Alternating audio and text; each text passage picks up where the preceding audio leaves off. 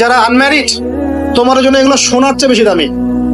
কারণ এই ডিসিশনটা এত এত গুরুত্বপূর্ণ যে জীবনে যদি এটাতে ভুল করে ফেলেন কখনো, সারাটা জীবন আপনাকে এই বোঝাটা তো যে আমরা এখন কি কি কাজ করলে কিভাবে স্টার্ট করব আর কিভাবে আমরা এটাকে সলভ করতে পারি। এই সলিউশনটা দুই রকম। এক নম্বর হচ্ছে যারা অলরেডি পরিবারে ঢুকে গেছেন তাদেরকে অন্য জায়গা থেকে শুরু করতে হবে।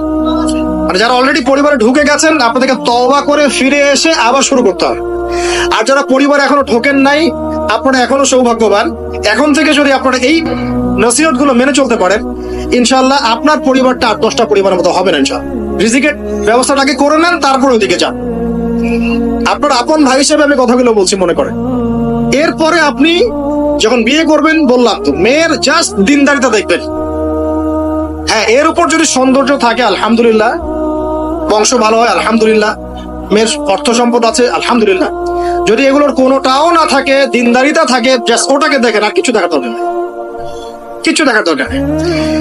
এরপরে আরেকটা কথা বলতে ভুলে গিয়েছি যে আপনি এই লেভেলে যাওয়ার আগে নিজেও পবিত্র থাকার চেষ্টা করেন। আপনি নিজে জেনায় যায় না, নিজে পর্নে যায় না, নিজে হারাম অ্যাফেয়ার্সে যায় না।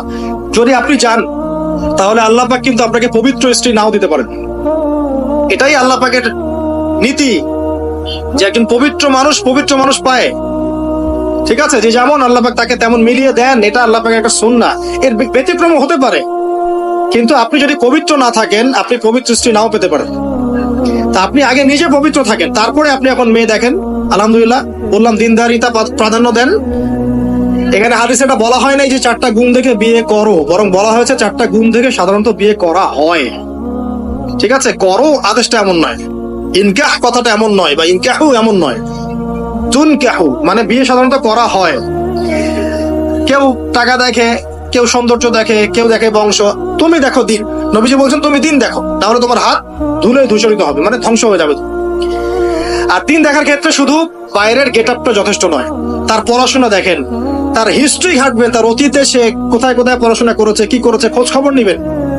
হুট করে তাড়াহুড়া করে কোনো ডিসিশন নিয়ে ফেলবেন না, এটা খুব ভুল করে মানুষ। ঠিক আছে, তার হিস্ট্রি ঘাটেন, যে সে কোথায় পড়াশোনা করেছে, কি করেছে না করেছে। তার পরিবারের বায়োডাটা ঘাটেন, তার পরিবারের সদস্যরা কেমন, নামাজ পড়ে কিনা, তার ইসলামের প্রতি কেমন ধারণা পোষণ করে।